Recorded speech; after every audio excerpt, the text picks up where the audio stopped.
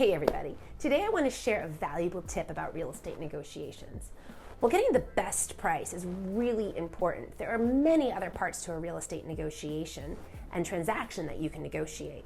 From contingencies to financing, furniture, even use and occupancy, the possibilities are vast. So I recently spoke with a seller who had two offers on the table. The first one came in above asking but had a lot of contingencies and a far off closing date.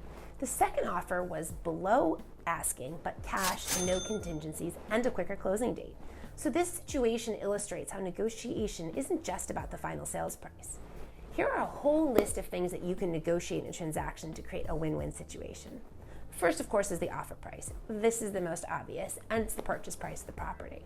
Second, we have some contingencies. You can have an inspection contingency, which is around the terms, conditions, and the dates regarding a home inspection and subsequent repairs. Financing. An offer can be contingent upon a buyer securing financing and by when. And then there's the appraisal contingency. So this ensures that a property appraises at or above a purchase price.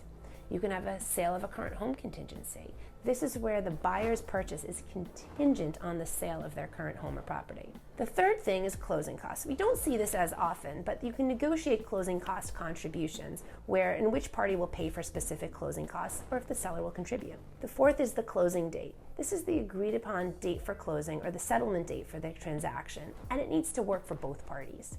5, we have inclusions and exclusions of fixtures and appliances. So negotiations can include which appliances and fixtures will remain with the property, or sometimes we negotiate personal property such as furniture and other items that can be included in a sale. 6, repairs and improvements.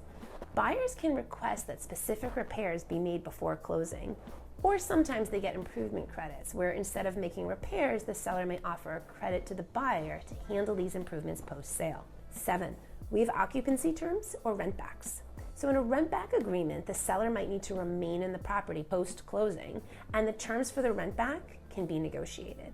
And sometimes there's early occupancy, where buyers may negotiate to move in before their closing date under certain conditions. And then lastly, we have a few other considerations, like the earnest money deposit, which is the amount and terms under which the earnest money could be forfeited or refunded, and the purchase and sale deposit, which again, under the terms and conditions where it can be refunded or negotiated.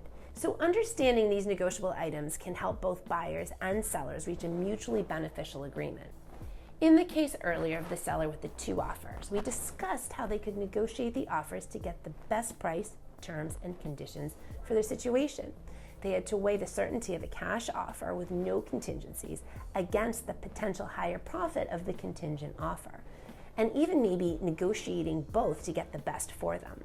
So by understanding what was the most important, be it the quicker sale with less hassle, maximum profit, we could strategize the best approach for the negotiations. So just remember, successful real estate negotiations is about more than just the price. By understanding all of these elements at play, you can craft a deal that benefits both parties. So if you've got questions about the real estate process, whether you're buying or selling, please reach out because I'm always happy to help.